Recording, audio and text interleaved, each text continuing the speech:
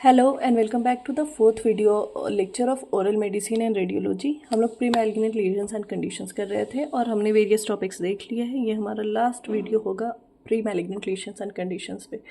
उससे पहले अगर आपने अभी तक सब्सक्राइब नहीं किया है मेरे चैनल को तो प्लीज़ सब्सक्राइब करें, क्योंकि मैं एग्ज़ाम्स के बाद भी वेरियस वीडियोज़ वेरियस लेक्चर्स लाने वाली हूँ। आप लोगों से कनेक्टेड रहूँगी। बहुत अच्छे अच्छे टॉपिक्स होंगे, high yield high information topics होंगे, बहुत ही मज़ेदार होंगे। क्लिनिकल्स इजी हो जाएंगे, first year to final years easy हो जाएंगे। और उसके साथ साथ patient dealing, day to day normal life dealing with respect to dentistry, ये सब इजी हो जाएगी। इन सब फील्ड पे फोकस करते हुए हमारा लेक्चर होगा। तो प्लीज़ सब्सक्राइब करें और कनेक्टेड रहें और एडवांटेज लें इन लेक्चर्स का। शुरू करते हैं हम लोग OMR का। ल्यूकोकेरेटोसिस निकोटीना पैलेटी, ये एक लीशन है कॉमनली कन्वेंशनल स्मोकर्स का। ये जो रिवर्स स्मोकिंग वाले पेशेंट होते हैं ना, उन रिवर्स स्मोकिंग वाले लोग होते हैं उसमें दिखता है। तो लीजन कैसे होते हैं? ल्यूकोकेरेटोसिस निकोटीना पैलेटी के नाम से पैलेट आ रहा है इसमें, आप शॉर्ट में भी निकोटीना पैलेटी या ऐसा ये निकोटीना कर दो। इसके जो लीजन होते हैं ना, ग्रेइश वाइट होता है, पैलेट ग्रेइश वाइट हो जाएगा और स्मॉल नोड्यूलर लीजन्स वहाँ पे दिखेंगे। That is white keratotic mucosal change of hard palate। Keratotic mucosal change होगा हार्ड पैलेट का। Develop in response to heat rather than a chemical in tobacco use. क्या हो रहा है? ये हीट के रिस्पॉन्स से हो रहा है, ना कि टोबैको के केमिकल की वजह से हो रहा है। ये इंपॉर्टेंट है। ये वाला लीशन हीट के रिस्पॉन्स में होगा। क्यों? क्योंकि ये लोग जो है ऐसे पेशेंट हैं वो रिवर्स स्मोकिंग करते हैं। रिवर्स स्मोकिंग मतलब सिगरेट के जलते हुए पार्ट को ओरल कैविटी के अंदर रखते हैं, फिर उनकी स्मोकिंग होती है। आंध्र प्रदेश की फीमेल्स ये बहुत ज़्यादा करती हैं, बाकी लोग भी करते हैं बाकी जगह पे भी। बट रिवर्स स्मोकिंग समझो आप, जलते हुआ जो सिगरेट का पार्ट होता है उसको ओरल कैविटी के अंदर रखा जाता है, जिससे हीट जो है वो पैलेट को लगती है और धीरे धीरे पैलेट में ये सब चेंजेस आते हैं। इसको हम लोग इसीलिए रिवर्स स्मोकर्स पैलेट भी कहते हैं। Has potential to develop into carcinoma और डिस्प्लेशिया, और इस लीजन्स की भी पोटेंशियल होती है कि कार्सिनोमा में कन्वर्ट हो जाएंगे लॉन्ग टर्म इफेक्ट की वजह से, या फिर डिस्प्लेशिया में। ये आप याद रखना बस। रिस्पॉन्स और डेवलपमेंट कैसे हो रही है?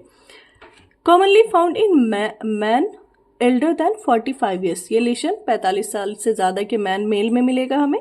Palatal mucosa becomes diffusely grey और white with small nodular increscence is having a central red spot corresponding to the inflamed orifice of minor salivary glands। ठीक है, कॉमनली फाउंड होगा मेन में। पैलेटल म्यूकोजा वो डिफ्यूजली ग्रे या white दिखेगा हमें, small nodules दिखेंगे हमें उसमें, जहाँ पर रेड स्पॉट्स दिखेगा हमें। माइनर सैलिवरी ग्लैंड की भी इन्फ्लामेशन दिखेगी। Palatal surface may become so keratinized and thickened that a fissured or dried mud appearance is impaired। Palatal surface इतना ज़्यादा कैरेटिनाइज्ड और थिक दिखने लगता है कि वहाँ के जो है ना एक फिशर्ड या ड्राई मड, फिशर्ड हो जाएगा, फिशर्ड अपीयरेंस आएंगे, या फिर ड्राई मड। ड्राई मड कैसा होगा? उसमें भी फिशरिंग दिखेगी हमें, ब्रेकेज लाइनिंग्स दिखेंगे हमें। तो पैलेटल सरफेस वैसा दिखेगा हमें। फिशर्ड या dried mud appearance is impaired, नामुमकिन है कि ना दिखे, वो दिखेगा ही दिखेगा। White appearance involves marginal gingiva and interdental papilla. इसके साथ साथ क्या होगा? मार्जिनल जिंजाइवा और इंटरडेंटल पैपिला वाइट दिखेंगे हमें, और पेशेंट का जो टिथ होगा ना वो हेवी ब्राउन या ब्लैक टोबैको स्टेन दिखेगा उस पर हमें। ट्रीटमेंट क्या है? ये कंप्लीटली रिवर्सिबल कंडीशन है, completely reversible with stoppage of habits with 1 to 2 weeks. एक हफ्ते के अंदर ये कंडीशन रिवर्स हो जाता है, बट हैबिट स्टॉप करना होगा। ख़त्म होने जा रहा है हमारा OMR का pre malignant lesions and conditions. ये हमारा एक और टॉपिक है, इसके बाद एक और छोटी सी टॉपिक है और हमारा pre malignant lesions and conditions ख़त्म। उसके बाद हम लोग सीधा रेडियोलॉजी देखेंगे। Next is benign migratory glossitis. Benign migratory glossitis is also known as geographic tongue. Benign migratory glossitis को ही हम लोग जियोग्राफिक टंग कहते हैं। जियोग्राफी माइग्रेशन, ठीक है, इससे रिलेटेड है। It is a psoriasiform mucositis of the dorsum of the tongue. कहाँ होगा? बिनाइन माइग्रेटरी ग्लॉसाइटिस टंग के डॉर्सम पे होगा।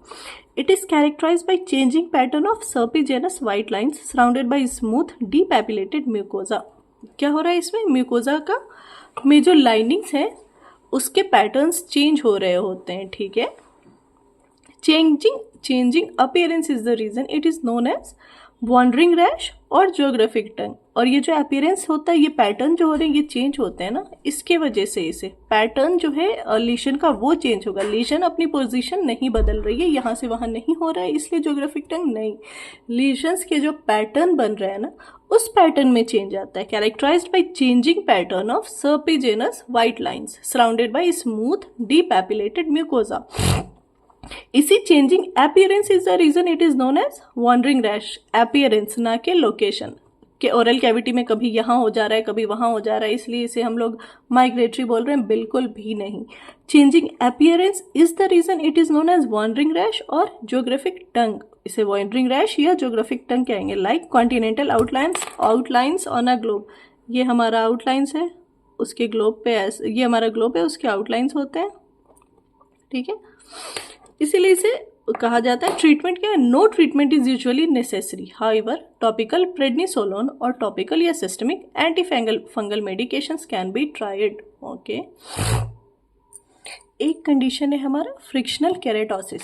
Frictional keratosis is a common alteration in areas of recurring mild mechanical trauma of irritation from malposed teeth, dental prosthesis, exuberant toothbrushing with an overformed toothbrush, constant rubbing of the tongue against the teeth, or frequent clenching of the facial muscles, thereby pushing cheek and lips firmly against the dentition। Frictional keratosis में क्या होगा? एक alteration हो जाएगी common mucosa की ऐसे areas पे जहाँ पे बार बार कुछ इरिटेशन, बार बार कुछ एक्टिविटी हो रही है।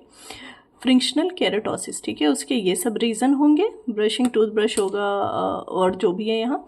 क्लिनिकल फीचर्स क्या है? Frictional keratosis is usually seen in young adults in both genders. There may be a presence of thin slightly raised white keratotic line bilaterally along the occlusal place of the buccal mucosa. This is called linea alba, a form of frictional keratosis, ठीक है। Frictional keratosis में बस आप ये याद रख लो कि इसके ये रीज़न है, इस वजह से हो रहे हैं, ठीक है। Alveolar keratosis is another form of frictional keratosis which presents as a thick white verruciform keratotic plaque often bilaterally on the edentulous mucosa of the alveolar ridge in the retromolar areas of the mandible, ठीक है। alveolar keratosis कहाँ दिखेगा? edentulous area पे and mandible के retromolar area पे। irregular granular plaque is well demarcated from the surrounding mucosa, ठीक है। वहाँ पे क्या होगा कि एक इरेगुलर सा प्लाक का एक्यूमुलेशन हो जाएगा। ये था हमारा केरेटोसिस, बाकी सब हमने पढ़ लिए हैं। White spongy naevus. White sponge naevus क्या है? This is a rare genodermatosis that is inherited as an autosomal dominant trait with high degree of penetrance and variable expressibility. White spongy naevus it is a rare genodermatosis that is inherited as an autosomal dominant trait. ये एक autosomal dominant trait है जिसमें penetrance and expressibility high degree होती है। Mutation हो जाएगा keratin 4 में and keratin 13 में, जिसकी वजह से क्लिनिकल मैनिफेस्टेशन दिखेगी। लीशन बर्थ, अर्ली बर्थ के टाइम या फिर एडोलेसेंस के टाइम अपीयर हो सकता है। सिमेट्रिकल थिकनिंग होगी इसकी। वाइट होगा, करूगेटेड या वेलवेटी डिफ्यूज प्लैक होंगे। Affect the buccal mucosa bilaterally. इसके ट्रीटमेंट पे हम देखें तो around the buccal mucosa superficial layers, no feature, no treatment is required for this condition. इसके साथ हमारा pre malignant lesion and condition खत्म हुआ। हम लोग अब ओरल मेडिसिन एंड रेडियोलॉजी शुरू करेंगे। ओरल मेडिसिन एंड रेडियोलॉजी में भी हम लोग नोट्स से नहीं, ऐसे ही टैब से पढ़ने की कोशिश करेंगे। अगर ईजी हुआ तो उसको हम लोग टैब से कंटिन्यू करेंगे, वरना मैं नोट्स बनाऊंगी, क्योंकि नोट्स बना के फिर पढ़ा रही हूँ तो टाइम बहुत ज़्यादा जा रहा है और आप लोगों के सिलेबस रह जाने के चांसेस ज़्यादा बढ़ जा रहे हैं। तो अब हम लोग ओरल मेडिसिन एंड रेडियोलॉजी में रेडिएशन फिजिक्स से शुरू करेंगे या फिर रेडियोग्राफिक टेक्निक से, इन दोनों में से किसी एक से शुरू करेंगे और टैब से पढ़ाएंगे। अगर ये ओके होगा आप लोगों को तो आप लोग बता देना कि ठीक है, पढ़ा दो आप ऐसे ही डिजिटली टैब से। अदरवाइज हार्ड कॉपी पे अगर पढ़ना है, नोटबुक से पढ़ना है, तो वो भी आप बता देना। टाइम टेकिंग होगा लेकिन मैं कर दूंगी। आपको जैसा इजी हो आप वो बता देना। Thank you. कमेंट में बता देना आप कि ऐसे पढ़ना है, टैब से ही पढ़ लेंगे या नोट्स चाहिए, उस अकॉर्डिंग हम लोग कर लेंगे ओरल मेडिसिन एंड रेडियोलॉजी को। अभी के लिए इतना ही। ओरल मेडिसिन हुआ हमारा, रेडियोलॉजी पे मिलते हैं।